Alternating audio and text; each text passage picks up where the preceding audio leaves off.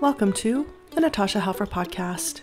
To help keep this podcast going, please consider donating at natashahelfer.com and share this episode. To watch the video of this podcast, you can subscribe to Natasha's channel on YouTube and follow her professional Facebook page at Natasha Helfer, LCMFT, CST-S. You can find all her cool resources at natashahelfer.com. The intro and outro music for these episodes are by Otter Creek. Hello, everybody. I'm Natasha Helfer. I'm a relational and sex therapist, and this is my podcast where we try to attack shame and get healthier through education, stories, and relationships. I'm super excited to have Reinhardt here with me today. He kind of has a personal life, that we'll get to know a little bit about, but why he's here today is that over the past decade, he's been a passionate advocate for men's health and suicide prevention, like a super important topic. He annually spearheads a campaign known as Dying to Stop Men Dying, and he'll talk a little bit about that. It has to do with dyeing his beard certain colors. And he's trying to raise funds for the Movember Foundation, which is a prominent charitable organization dedicated to addressing global concerns related to men's mental health, suicide prevention, and prostate and testicular cancer. So he's recognized by his signature beard. So he's decided to use this feature for a meaningful purpose. Every dollar contributed during his October campaign serves as a vote to determine the colors that he will dye his beard with throughout the entire month of November. So this sounds super fun. This creative initiative transforms Kurt into a walking advertisement for critical men's health issues.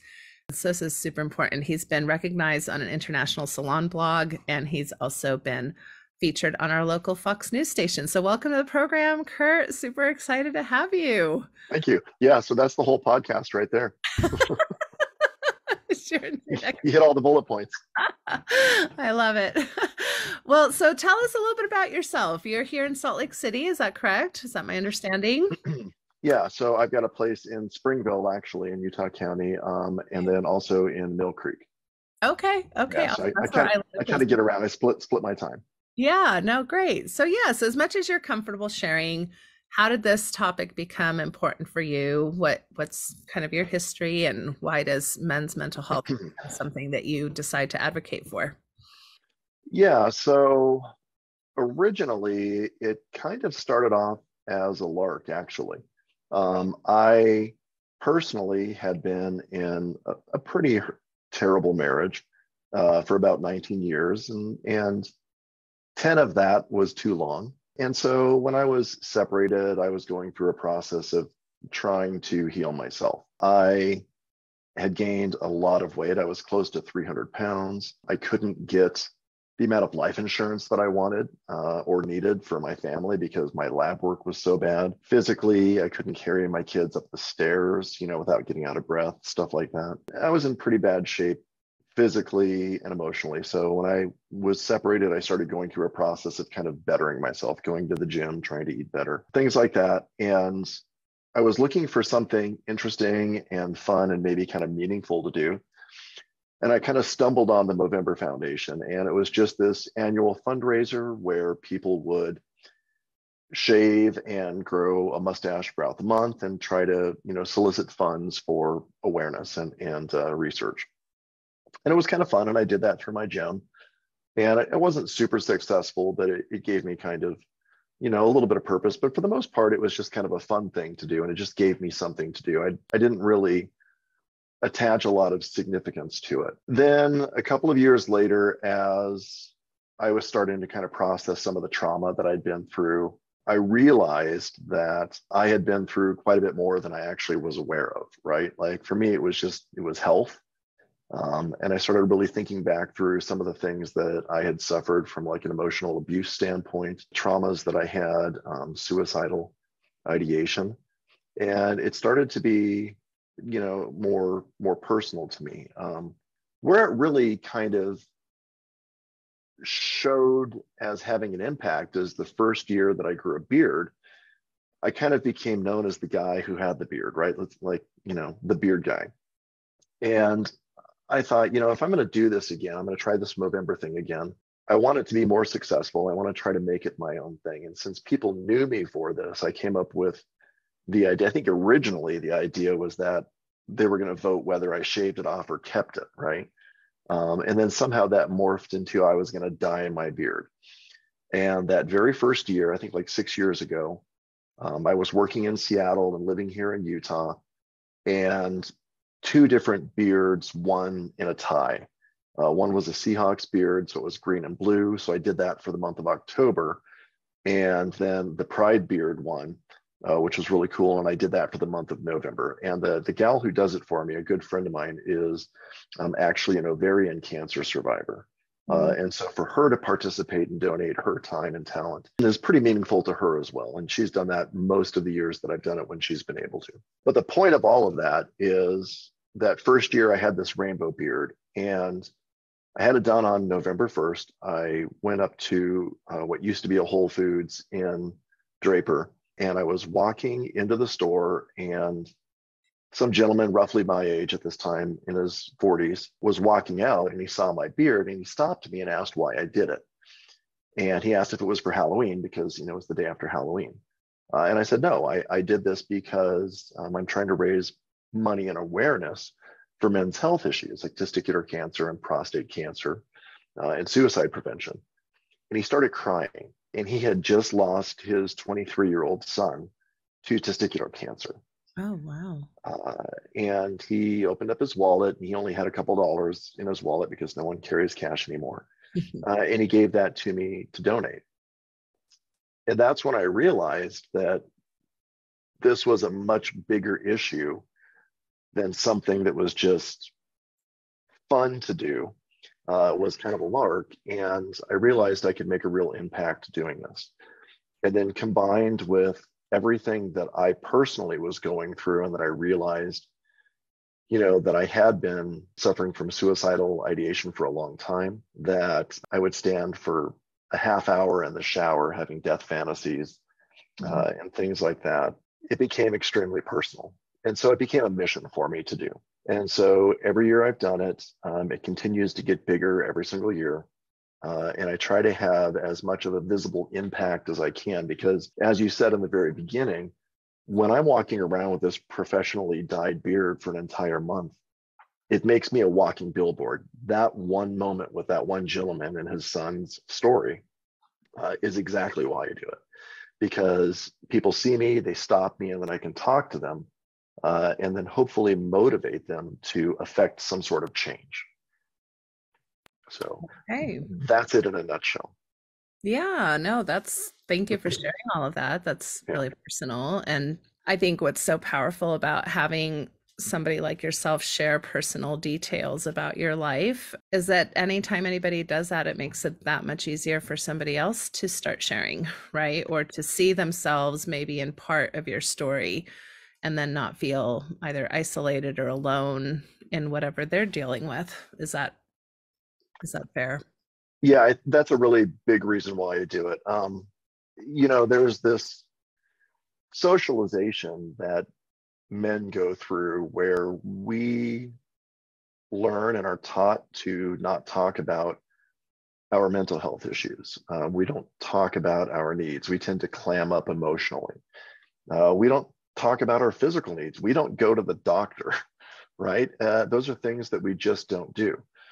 And my personal feeling is that if you are a man who is comfortable sharing your story, sharing your emotion, sharing your vulnerability, that hopefully it inspires even one other man to be able to do that and to potentially reach out to help.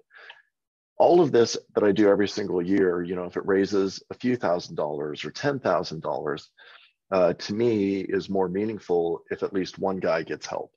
If there's one life that's saved as a result of me being able to continue to share my story, then that's all the impact that I need. I want to have as much more as possible, but one life is critical. Yeah, I totally agree. And I think we know from just research that it's definitely more than one life. As soon as people hear other people's stories and see themselves in that, it is normalizing, and it offers some next steps. So I guess, let's talk a little bit about what are you hoping people do? So you mentioned a little bit of your story. You mentioned that men in particular are less likely to see even just a general physician, which is true. What are you hoping to get out there as a message of what is available? What kinds of resources are out there? What kinds of help can people get? So the thing is, there are a ton of resources out there available to people. Obviously, if you have insurance, it tends to be easier, but there are a lot of resources available. I'm actually was just asked to be a board member of a new nonprofit mental health foundation here in Utah.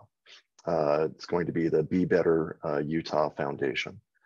And that was started by some friends who run some mental health facilities, and they were astounded when they were doing so at how many people don't have behavioral health coverage or have some, but it's incredibly limited. And I know that that's been my personal experience as well. You know, you might get 2 or 3 therapy visits, and there's a very specific limitation on payment and things like that. So one of the benefits of, you know, working with a foundation like the Movember Foundation is they fund over 1,250 different programs for all men's health issues, including mental health. They have resources that they can point you to locally that people might not be aware about. You know, even guys, women, anybody who has served and is eligible for the VA don't even understand what services they have available to them. So ideally, what I'd like to do is provide visibility to the types of services that are available to people. I want to inspire people to actually go to the doctor. You know, we talked about men not going to the doctor. For years, I worked in managed healthcare. And there's this concept of reimbursement for provider practices called capitation, which is essentially that you get paid per member per month, whether you see those people or not. And theoretically, that's a more efficient way of paying providers. However, within that overall umbrella, there are specific categories. So you might get paid $30-something per member per month if they're female between the ages of 16 and 25, because there's a really good chance they're going to see the doctor and maybe even more than once. Whereas men from basically 25 to 50, they might get $5 per member per month. And that's because statistically, not even just anecdotally, they just don't go. So if we can convince men to do that, and sometimes that means we have to share these hard stories about what some of the realities of men's healthcare are, right? Some of the statistics I have: prostate cancer. 1 in 8 men in the US in their life will be diagnosed with prostate cancer. On an annual basis, more men are diagnosed with prostate cancer than women are with breast cancer. Breast cancer research and the visibility behind it is absolutely amazing, right? The fact that there is so much visibility with huge corporations like Delta, who right now, because this is Breast Cancer Awareness Month, and I really want to acknowledge that as well. My personal campaign doesn't try to take over that. I think it's amazing. But there's massive visibility. That started, however, as a grassroots campaign, right? Traditionally, the healthcare system was geared towards men. A lot of the research was geared towards men. It was geared towards men's bodies. There was a real lack of breast cancer research. So it started off as grassroots, and now there's this massive campaign and visibility, which is amazing. But at the same time, we don't see the level of visibility for men's healthcare issues. And once again, that's because men are socialized to not even talk about their problems, right? We don't share our vulnerabilities and our issues and go to the doctor. So the beauty of something like the Movember Foundation is that it started as a grassroots organization. It was started by a couple of guys after an afternoon skateboarding session in Australia. And they were kind of joking around about, how do we bring the mustache back? Something silly. And they thought, we want to attach this to something meaningful. And they were inspired by a friend's mother who was raising money for breast cancer research. And they decided they wanted to do the same thing for men.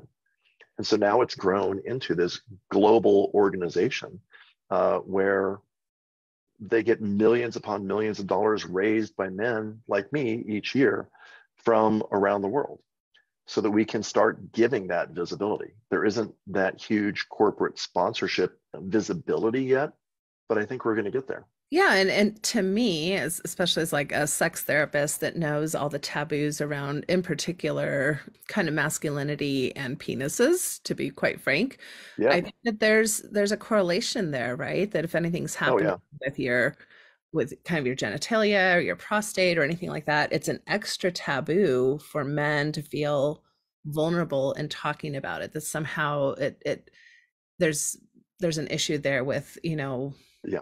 what does this mean for my virility? What does this mean for my masculinity? What does this mean for Yeah. my ability to be seen as healthy and strong? And, all those things that we kind of attribute to masculine traits. Oh, yeah, absolutely. It you have this feeling that it somehow diminishes your masculinity. And that's, for a lot of us, that's our entire identity, right? We're socialized to be the providers and, the hunters and the power within any type of dynamic. And whether that's our interpersonal relationships or our place in the workforce, we attach so much significance to our masculinity and what we believe masculinity is, that it can be really, really damaging.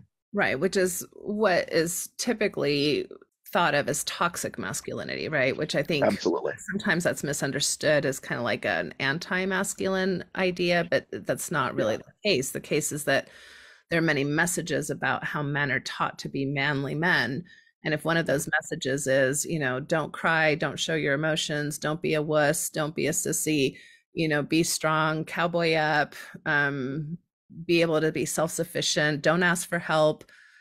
Wow, that's really isolating. That's not really Absolutely. good for any human, regardless of what genitalia you come with, Yeah. right? So that you can, but you can understand why it might be that much more difficult for a man to be able to ask for help, especially with something mental health wise. If you break your arm, that seems pretty like reasonable to go and get your arm casted, Right. right? Like that seems like Right. a reasonable thing to do. That doesn't make you any weaker. But if you go and say, hey, I think there's something wrong with the ways I'm thinking, or I'm really struggling with helplessness or hopelessness or suicidality, or Oh, feeling, like just even like I can't make decisions very well, or I'm feeling irritable or angry, because depression also doesn't show up in ways that I think sometimes we think of for men. right. Sometimes it's more of an irritability versus Yeah. a sadness. Yeah, absolutely. No, you're absolutely right. It's really unfortunate. One of the statistics for suicide is that globally, there's one man on average who commits suicide every minute of every day. Over 10,000 deaths in the US, 4 out of 5 suicides are men.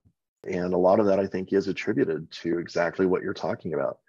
Men who don't know how to share their vulnerability, don't feel comfortable with that, feel like they can't talk about that, that they would rather not be here than feel less than masculine, less than they are, that they are somehow diminished by having vulnerability and emotions, which is really sad and unfortunate. There's been several times where I've been pretty close to the brink of suicide myself in the past.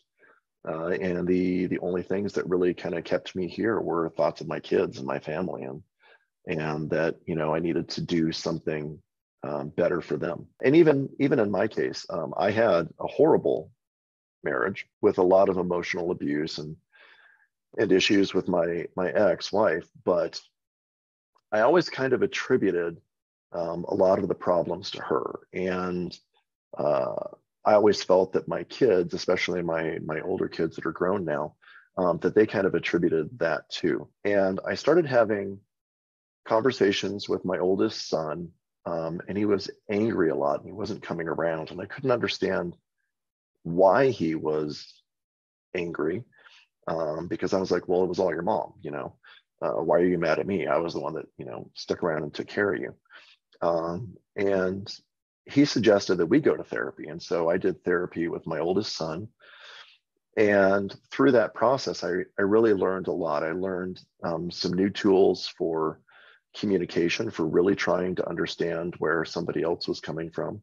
One of which was really trying to pay attention and not judge from their perspective, because I had my own story in my head. And what I really found out was that while he absolutely acknowledged the struggles that I personally was going through at the time, at the same time, he also expressed needs that I wasn't the parent that he needed to be, needed me to be, and that I didn't protect him in a sense.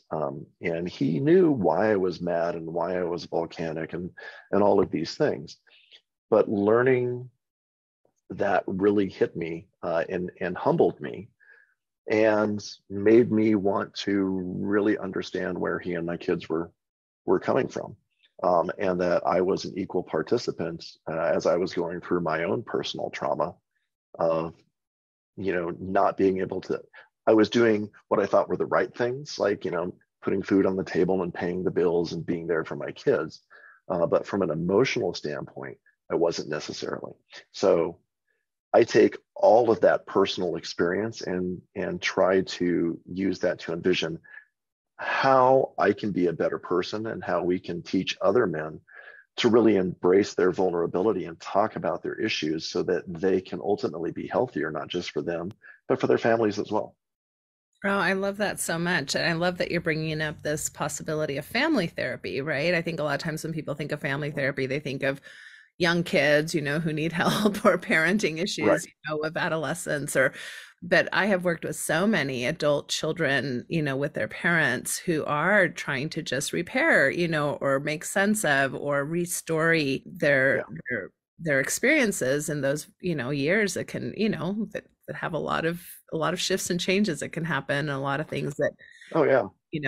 I think most parents are very well meaning. That doesn't mean that we're not doing damage along the way. Yeah, we're not perfect by any means, and obviously there's no perfect parent and there's no perfect roadmap, right? But yeah, if we're able to understand the needs of our family, and they're able to understand our needs as well, that makes everything a lot easier. Yeah, for sure.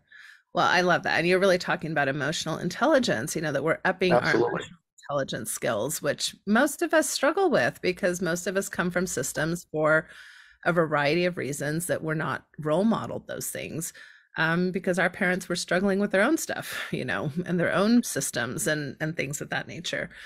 I'm glad you're sharing some statistics. I'd like to share some as well. So we Yeah, do please. know men in general, which I know we're talking kind of in binary terms, right? We've got men and women, and there's of course a Right. lot of non-binary folks and folks. But in general, in the research, men who identify as men tend to, in general, not go to either physical or mental health services as much as women do. And Yeah. this is specifically the case for Black Americans, Hispanic Americans, and Asian Americans, with I think Black Americans leading the pack, unfortunately, as far as resistance in getting mental health treatment. So that's fairly stark. And then we were talking about toxic masculinity. So I wanted to share a study that was actually done in the UK, but I think it's very applicable to our culture as well. They asked men why they don't talk about their mental health. 40%, by the way, of the men in this, like, I think it was 1,000 men study. So that's quite a few. That's a pretty large study. Not the largest, but not a small study. So 40% said that they just don't talk about their mental health. And then when they were asked why, these were kind of the reasons. 40% said, well, I've had to learn how to deal with it. So again, that kind of stoic, individualistic, Yeah. kind of, I just need to figure this out by myself type of message. Another almost 40% said, I don't want to be a burden to anyone. So that sense that if I'm going to offer my vulnerability, I'm going to be a bother, right? Or I'm going to be hurting somebody or being Yeah. a problem. 30% said that they were just embarrassed. So there's shame. There's a lot of shame with mental health issues. 20% said, well, there's a negative stigma. So, I don't want the reputation, or I don't want the lashback, right, from other people that are going Yeah, of course. to think I'm weak or think there's something wrong with me. Which also is a problem with certain professions, right? So if people get wind that maybe there's a mental health issue, you could face some consequences in the Absolutely. Yeah. upsetting as well. 17% said, I just don't want to admit that I need help. Another about 17% said, I don't want to appear weak. And 15% said, I just don't have anybody to talk to. So just a lot of isolation. I have run a few men's groups, male groups of men. And even though they're my least attended groups, they are my Yeah, most amazing groups because what they're all saying in there is basically this. There's no place I can talk about these kinds of things with other men. yeah, It's when men get together to talk, it's kind of like sports or beer or at a bar, right? I mean, those are kind of yeah, typical things you think, or we're bowling, right? But yeah, where do we get together and say, I'm struggling, my heart hurts, I'm struggling with my partner, my spouse, right? I yeah. don't know what to do with my kids. I'm heartbroken. Where do men get to sit around and do that? That's a really valid point.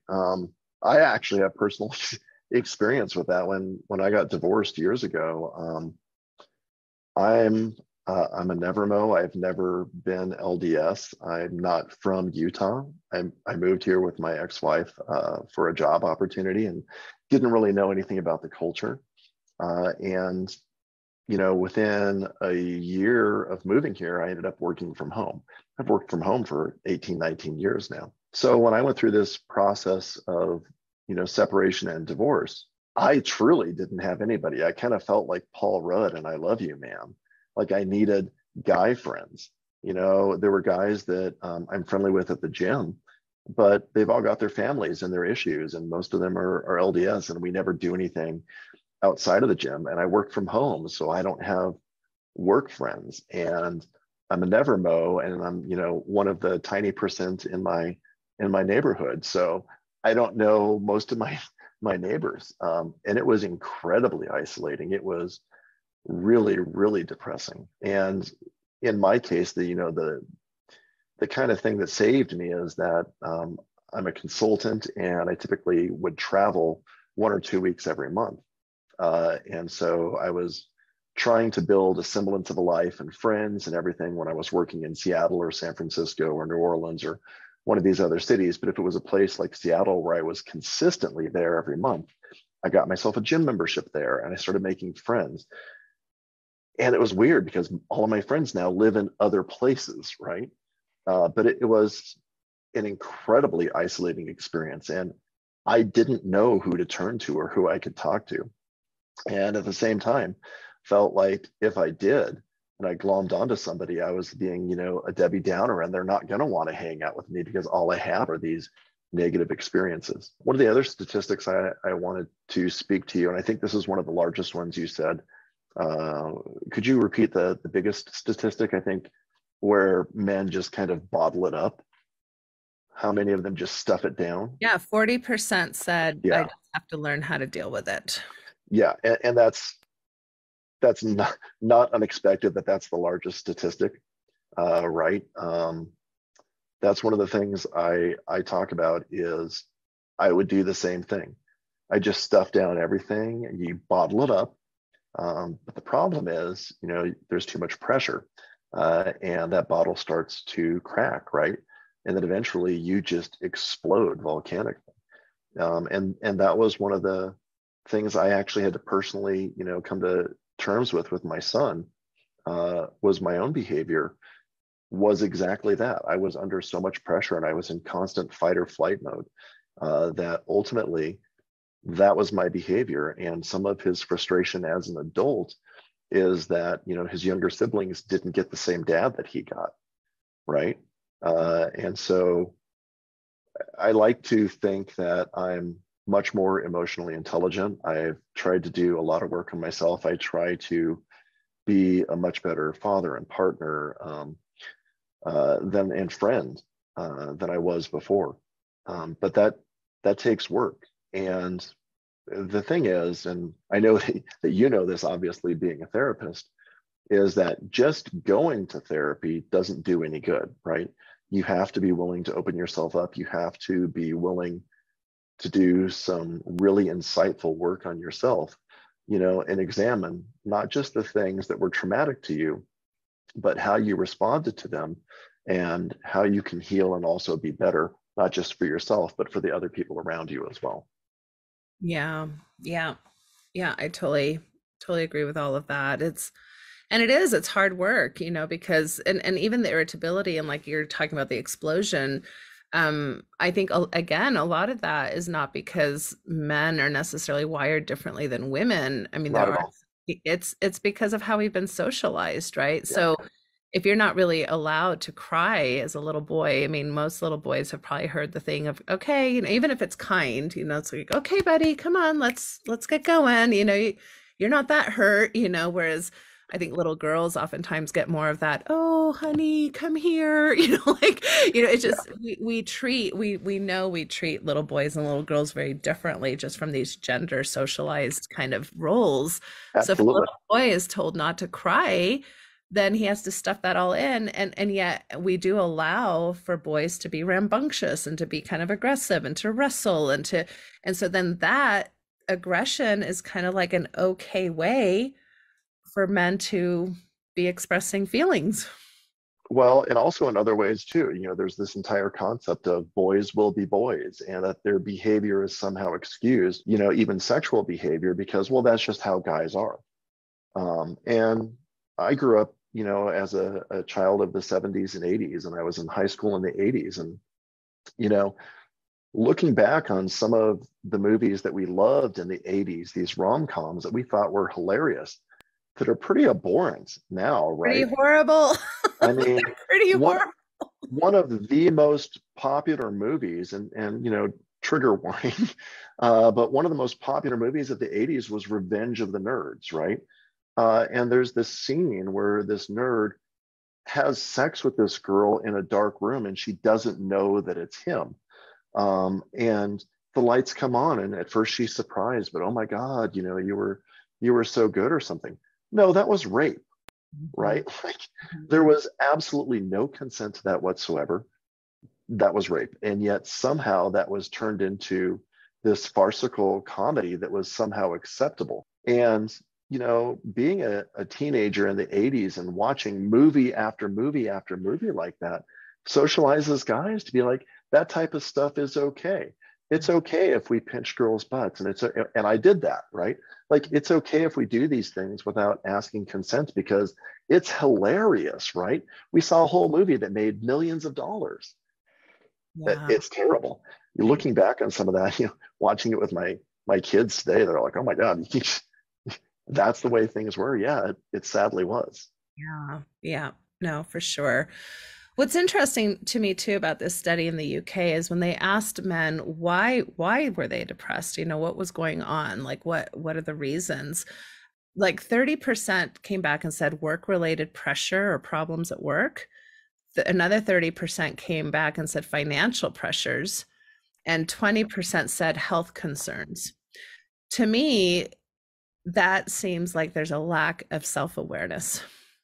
Yeah, That I those are agree. the reasons, right? I think that not one reason was stated really kind of relational, right? Like what's happening with their partners, what's happening in their homes, what's happening with their extended families.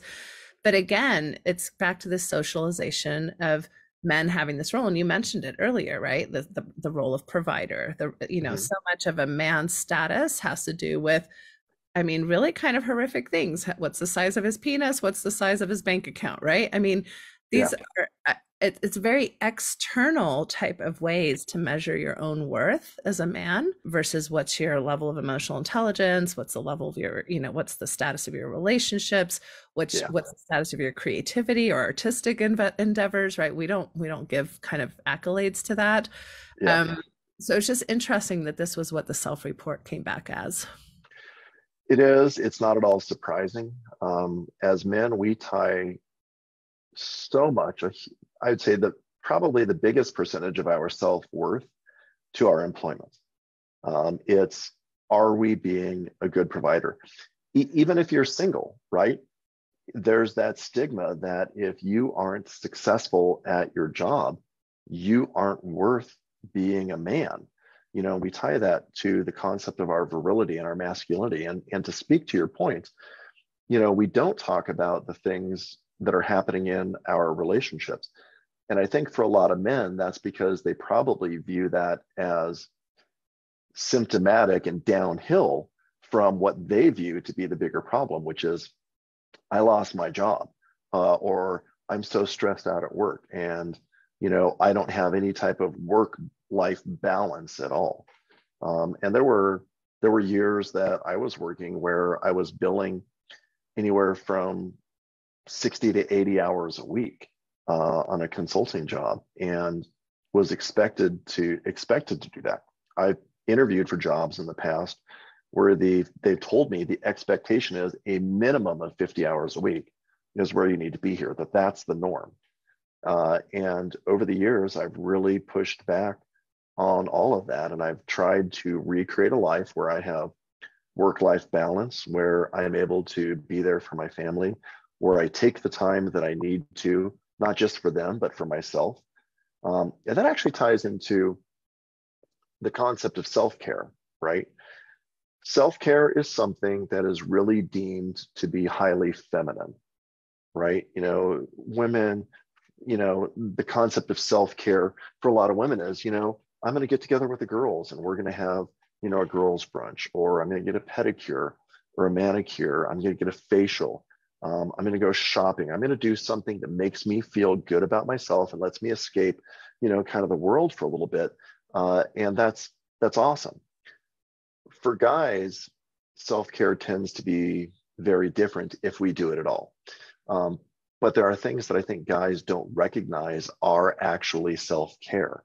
And I think more importantly, if they're partnered or if they have a family, they need to be able to express to their family or their partner how they're taking care of themselves as well. There's this stigma about video games, for example. A lot of guys like video games. And granted, a lot of people can be way too into video games. But at the same time, if you're able to sit on the couch and play a game for a couple of hours and just rewind, once a week, that might be self-care for a guy. Or if you enjoy going to the football game or going to a bar with your friends and watching a football game, that's self-care, right? Those are things that help you escape, kind of the stress and the pressure you're under and kind of the humdrum of potential daily life. And it's really important for guys to get self-care as well. I'll go get manicures and pedicures, with my partner or with my kids as well. Obviously, as the guy with a rainbow beard, I don't really care what people think. And there's, to be fair, there's a lot of privilege because I'm like a 6'3" lumberjack, right? So it doesn't really matter what people think about me. But the point is, self-care really is important, and it speaks to a lot of what you're talking about as well. Yeah, self-care is so important for every human being. Absolutely. And I agree that it can show up really differently. And I also think that there's an interest, like for a lot of men, where their expectations are, especially if they're quote unquote family men, right? So the expectation is, well, I go to work and then I come home and I help my partner and I help my kids. And, especially if they're involved in church, now I've got church responsibilities, right? So it's always about kind of being there for other people. Yeah. And there's kind of like even a societal kind of like look down, like, oh, if a man self-cares, he's being selfish. I think women have had their own version of this, right? But I think men also have it, like, oh, you're not spending the time on your wife or on your kids or on, you're a selfish man, right? If you focus on self-care. Absolutely. And I also think that although I think it is a form of self-care, which is exercise, that tends to be one that's kind of seen as culturally acceptable, right? To go to the gym. Yeah. But then again, it's a lot about being productive. It's about having certain muscle tone and being certain levels of fit. And, that's a whole nother problem in our culture, right? Is that we have to like somehow prove our worth through our fitness level. And so then instead of being more of a space of relaxation and self-care, it can almost be another pressure point for men, right? Like I'm not lifting it. I don't have the right kind of abs or the right kind of body. Wow. It's a lot of pressure. There is. And that actually brings up kind of another point, which is body dysmorphia. There are, once again, that's something that is seen as being highly feminine, but there are so many men, including myself, who suffer from body dysmorphia. I'm 100 pounds less than I was at my heaviest, but I still think of myself a lot of times as a fat guy, and except now I'm just skinny fat, right? And so for me, a lot of times I feel like I'm just never going to be fit enough, or I've still got a little bit of loose skin here or there, or things like that. And for a lot of men, that also ties into penis size, right? There's this entire socialization, as you mentioned a couple of times, where our appearance means so much to us in terms of how we define our virility and our masculinity. And yeah, exactly. If I don't have the right abs, or, if I don't have, the right shoulders, or if my penis isn't large enough, or things like that, or if I have erectile dysfunction, rather than get help, you stuff that down and it festers. And that's a terrible thing. Yeah, for sure. So some things I just want to point out as far as symptoms, because I think sometimes when we talk in bigger scales, like depression and stuff, it's like, okay, but what does that actually mean? So just a few common symptoms that you might want to be thinking about is a persistent sense or worry, right, about things. And when we're talking about these symptoms, we're not talking about just having a bad day. Everybody has worry. We're talking about several weeks on end where these feelings just are not dissipating, and it's not really getting better. So persistent sense or worry, overwhelming feelings of sadness. Maybe you're noticing yourself withdraw from friends or family or things that you actually enjoy doing, like, boy, I used to go golfing. Now I haven't gone golfing in like 6 months, even though that's something I really enjoyed doing. Difficulty concentrating. That's not one that a lot of people think of when they think of depression. Feeling tired or fatigued, so sleeping more, but not feeling rested necessarily. And even physical symptoms like shortness of breath or headaches. It's interesting how our mental health is not divorced from our physical health, right? So these things affect our bodies. Some other things that tend to show up more for men than in women when it regards to depression is substance abuse, right? So, there's plenty of people who have healthy relationships with alcohol or other substances, but sometimes when you're noticing I'm using a lot more of it, or I'm using it in order to medicate these kinds of symptoms, and I don't want to feel this way. We mentioned anger and irritability. Working excessively is another form of that can kind of lead you to think about depression. And reckless behavior, reckless or impulsive behavior, where you're taking risks that maybe you wouldn't have taken in the past, whether that's financially or driving or things like that. So I don't know if there's anything you want to say necessarily about symptoms, or, you mentioned kind of suicidal ideation and kind of the fantasy of escape. Suicidal ideation is the escape, is an escape, right? It's kind of like pretending what would happen if I didn't have this pain, if I didn't have to deal with these issues, right? Yeah, no, that's absolutely true. I know that when I go through depressive episodes, I also have a tendency to procrastinate a lot. And as someone who works from home, sometimes, I'll do anything I can to avoid I'm productive in ways other than the ways I'm supposed to be productive, just because it's a really hard time for me to be able to actually just sit and focus on the things that I really need to accomplish. And so procrastination tends to be somewhat of an escape as well. Yeah, I totally agree with that. And just to also point out, because you talked about suicide and how many men are dying of suicide on a daily basis, the other difference between men and women that we know of is that men take usually more lethal means of firearms.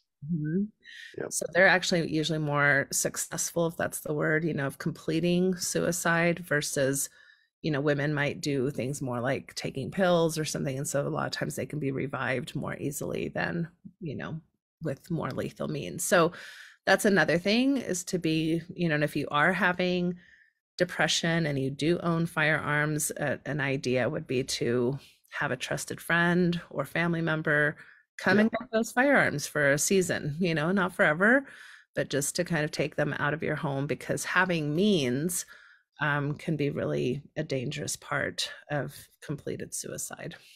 Yeah, absolutely. That's sadly, the statistic shows that firearms are the number one method by which men successfully commit suicide. And you're absolutely right. I've even seen signs on the billboard here locally that are, if you're having issues, call somebody you love and ask them to tell them you're having problems and ask them to remove the firearms from your house. Yeah. Like you said, if you remove the means by which to do it, even temporarily, hopefully that'll save lives. Yeah. And that can be a really vulnerable thing to do. That can be an embarrassing thing to do, to call somebody up and say, hey, I need help in this particular way. And yet that's a really important thing. If you're a partner of somebody, being able to say, hey, I think this would be a good idea, or I could do this for you, and take the firearms somewhere else. Yeah. So as far as, so what do we do? Right. So I always like to leave people with, okay, so maybe I have to face that I'm depressed. Maybe I have to face that I'm a man that wasn't offered a lot of emotional intelligence skills, like Yeah. a lot of men. And so now what? What do I do? Do you want to share? I mean, I have a few things written down, but what would you like to share as far as, like, you've mentioned a few things already, like going to therapy, finding resources, reaching out. Therapy is I think a huge benefit for almost everybody. And people have this tendency to think of therapy as, well, first of all, I literally have a friend who says he doesn't believe in therapy at all, that it's not a thing, And having been through it, I can tell you that he has a misconception about what it is. I had misconceptions about what it is.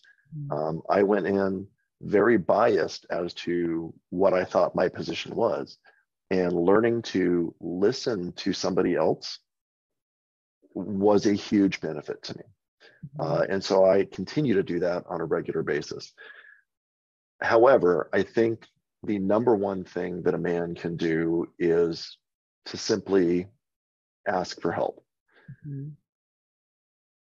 Being strong enough to share that you are vulnerable, that you are suffering in some sense, whether it's physically, emotionally, having that ability to reach out to just one person and let them know that you're struggling and you need help will help you get to some of the resources that you need. Without the ability to share, you're never really fully going to be able to get the help that you need.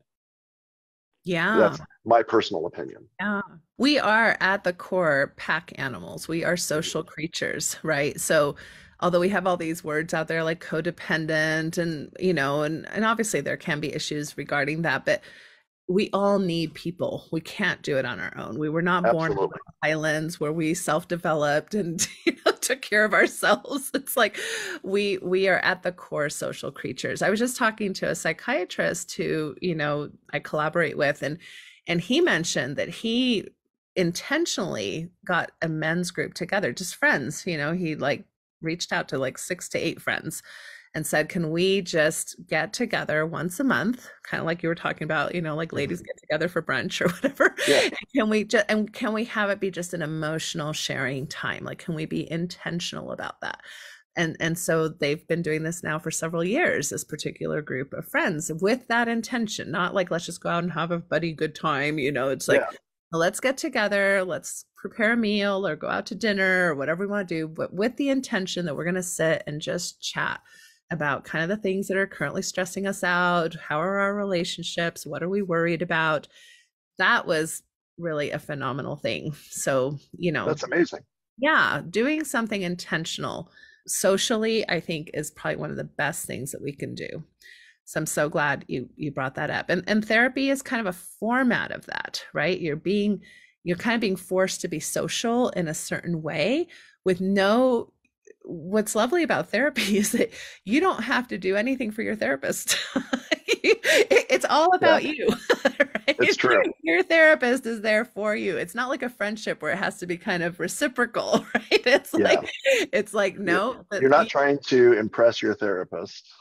I hope not, right? I think sometimes people do, They do, absolutely. Yeah, I think that's something I talk to people about. It's like, you're not here to impress me. I'm here to help you. I am working for you. So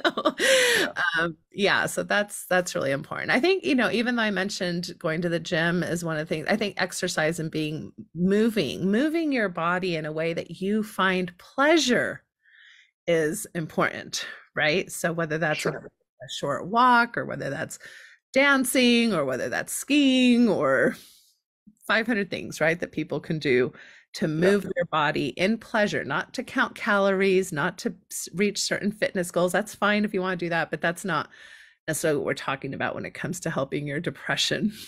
Oh, absolutely. Just even taking a walk can be amazing. Put some Yeah. earbuds in, put on some music that you like, go for a walk, get out of your head. That can be incredibly rewarding. Yeah. Yeah. And one of the things that you'll learn if you go to therapy, more than likely, are relaxation techniques. How do you Mhm. self-soothe? How do you reframe things? How do you breathe, have certain breathing exercises or meditations or mindfulness exercises that will help you kind of settle your system in a way that is more apt to be able to face the world with all of its many stressors. That's actually a really huge thing is, yeah, breathing exercises. I have a daughter who suffers from some pretty severe anxiety, and learning very specific breathing techniques and just some meditative music while she's doing that is tremendously beneficial in just bringing her down and centering her and letting her come out of that, anxiety attack that she's having. When I have anxiety, it's kind of the same thing. I need something to just make me breathe and calm down. Breathing is huge. Yeah. Yeah. And we're not very attuned with our breath or with our No. bodies. We live in a culture that's very intellectual, we're very thought processed, we're very much about even self-help books. It's like, how do I self-help? And it's all here in the mind. But a lot Mhm. of times we don't know how to just tune into what's my heart doing right now, right? What's my gut doing? What's the level of my breath? How do I just tune into what's the tension in my shoulders like?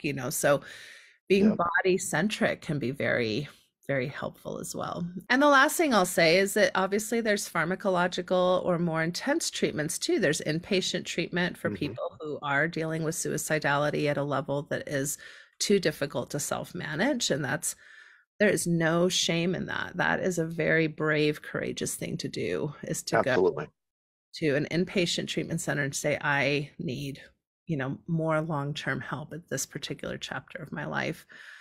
For some people, not for everybody, but for some people, pharmacological options like antidepressants or anti-anxiety treatments. There can be also, there's ketamine that's, some interesting research about ketamine, Right. and in some areas where psychedelics are starting to be researched. Psilocybin. Yep. Yeah, so I know Oregon is kind of leading the way in that, at least legally right now. So there's a lot of options, but it does require, research and support. And Yeah. boy, do we want you to get that. So tell me a little bit more about how can people support you and your beard? Tell me Oh, like okay. like where do they go? How do they find you? Where do they donate? So I've actually got two different fundraisers going on right now. One of which is Dying to Stop Men Dying, which is my annual beard campaign. And there's only a couple of more days where people can donate, at least to vote. They can donate through the end of, I think, the middle of December, like December 15th. But the website is mobro.co/man or beard. And my social media handle tends to be man or beard, because once again, this tends to be the persona that people attach to me as the guy with the beard. And it's like, yeah, but I'm a guy. Like, I'm a man. Like, let's talk to me about me, and let's talk like people. I'm not just a beard, right? So mobro.co/man or beard. That is where they can donate. And if someone is feeling generous and wants to donate, and they want to vote on the beard color that I'm going to dye it, all they need to do is leave a comment when they make their donation. I had 5 or 6 different options available, and as we've neared the end of the campaign, there are 3 options that are currently viable, unless somebody makes an extremely large donation. But right now, the number one color option is Kenergy this year, taking advantage of the Barbie theme. So Oh, hot pink with a little ombre pink in it. There's also a full 6-color Pride beard that's in the running. And then what I call a unicorn beard, which is like kind of teal and purple and running down into pink through the bottom as well. oh, nice. So those are the 3 options that people have. So that's the first of the 2 fundraisers that I'm doing, is the Dying to Stop Dying campaign. The second, for people who live locally, is I'm doing a big fundraiser at a pub called Piper Down on State Street in Salt Lake City. And that is, Piper down. I love Piper Down. And the previous owners, who are now consultants for it, have sponsored my bar event for this is the third year running. And every year I go to one of their bars, and then I have to go to the next one because it gets bigger and bigger. So Piper Down is the last of the 3 bars, and it has the biggest space. But that's going to be Friday night, November 3rd. So just next Friday, Okay. starting at 7, I am holding an all-inclusive beard competition. Last year, a friend of mine won, a gal who had a full-on beautiful gray costume beard. And beard competitions have a tendency to be very stodgy. Some of the judging is persnickety, to say the least. But I try to keep things fun. So instead, all the judging is Mardi Gras style. Basically, the competitors are going to have a bib so that you know they're competing. They're going to walk around the room and try to work the room for beads.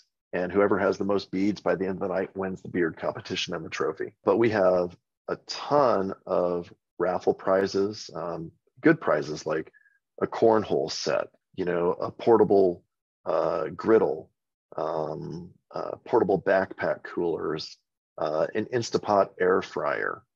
We're going to have a clinic, Wasatch Advanced Wellness, come and do testosterone checks for men. So for $20, you can get your blood drawn at a location in the back of the bar. And they'll tell you if you're a candidate for testosterone replacement therapy, which can be huge in terms of, helping your physical and mental health as well. I've been doing it for several years, and it's been a really huge benefit for me. Mm-hmm. And then on top of that, I actually have an estrogen blocker as well, because my blood work was so out of whack that to get my hormones back into balance where I needed them, I actually need to balance not just one, but all of my hormones. Mm-hmm. And that's something a lot of guys don't take into consideration. But prizes, a beard competition, fun, shot specials, and Piper Down is one of the most fun pubs I've ever been to. So that's next Friday on the 3rd at 7:30. And then after it's over, karaoke.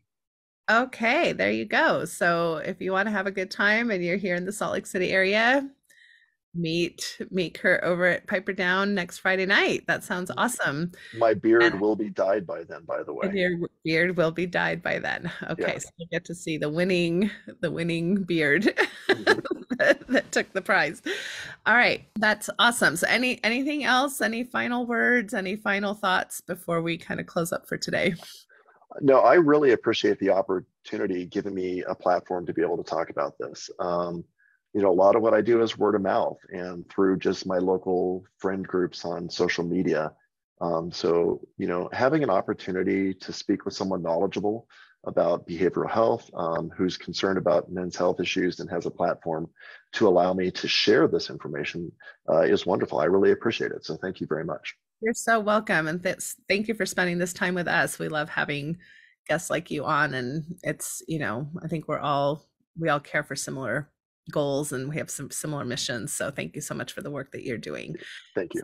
So check him out. I'll make sure and share all those links that he just mentioned in both here in the Facebook page, but also at the website of the podcast. So have a good day, everybody. Take care. Thank you for listening to this episode of the Natasha Helfer Podcast. To help keep this podcast going, please consider donating at natashahelfer.com and share this episode. To watch the video of this podcast, you can subscribe to Natasha's channel on YouTube and follow her professional Facebook page at Natasha Helfer, LCMFT, CST-S. You can find all her cool resources at natashahelfer.com. The intro and outro music for these episodes are by Otter Creek.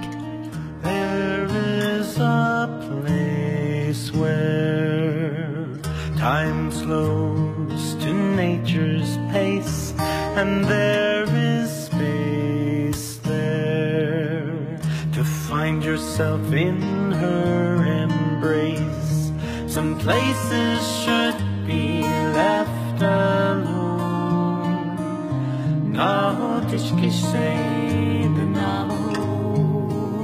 So we can always go to the homeland of the heart.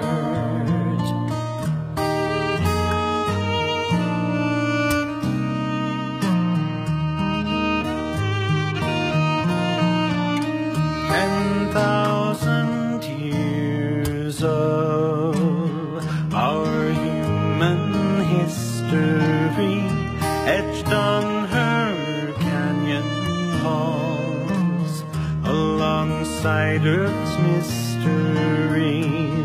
Some places should be left alone.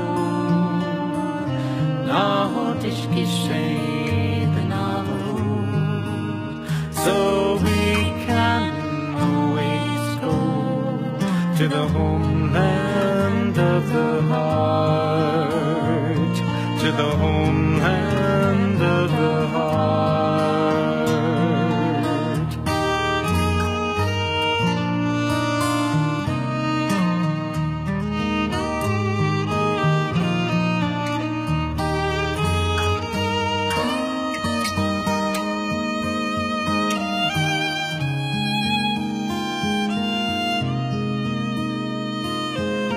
Deep in our cities, we sleep without her stars, yet still her presence sustains us from afar. Some places should be left alone. Något geschehen alone. So we can always go to the homeland of the heart.